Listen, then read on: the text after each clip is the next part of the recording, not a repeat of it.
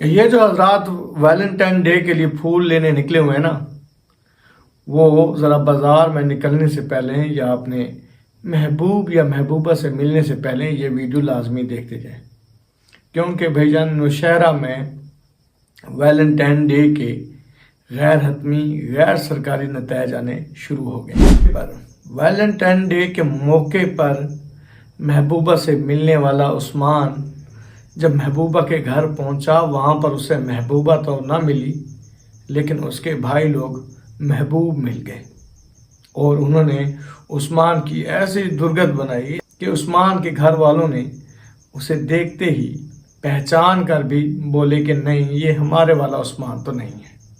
جی ہاں ناظرین، آپ کو بتاتے چلیں کہ ویلنٹائن ڈے کے غیر حتمی غیر سرکاری نتائج آنے شروع ہو گئے ہیں۔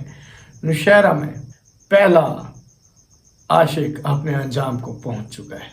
اس ویڈیو میں آپ لوگوں کو اس کی پوری سٹوری سنانے والے ہیں کہ یہ واقعہ کیسے رونما ہوا اور عثمان اب کس حالت میں۔ ویلنٹائن ڈے پر محبوبہ سے ملنے والے عاشق کی محبوبہ کے گھر والوں نے درگت بنا ڈالی۔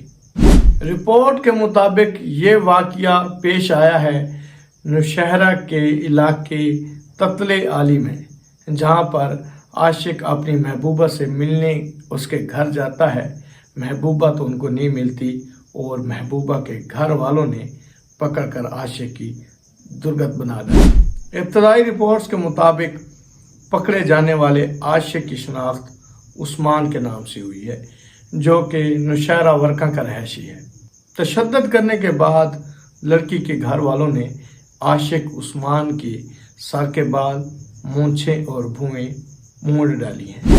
تصاویر میں ملزم عثمان کے جسم پر تشدد کے نشانات دیکھے جا سکتے ہیں۔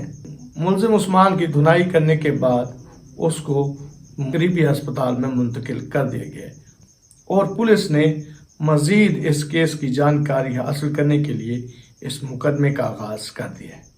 لہٰذا میرے ان بھائیوں کے لیے درخواست ہے ہاتھ جوڑ کے کہ جو ابھی بازاروں میں پھول لینے کے لیے نکلے ہوئے ہیں، وہ جہاں پہ بھی ہیں ابھی فوراً واپس آ جائیں، ورنہ آپ کی حالت عاشق عثمان سے بھی بدتر ہو سکتی ہے۔ تو جی تو دوستو، کیسی لگی آپ کو نوشہرہ کے رہائشی عثمان کی کہانی؟ اگر آپ بھی اس طرح کی اور مزے کی ویڈیو دیکھنا چاہتے ہیں تو اس چینل کو لازمی سبسکرائب کریں تاکہ آنے والی مزید ویڈیو بھی آپ تک پہنچتی رہیں۔ میرا نام عثمان ملک ہے اور آپ میرا یوٹیوب چینل ایم عثمان ملک آفیشیل دیکھ رہے ہیں۔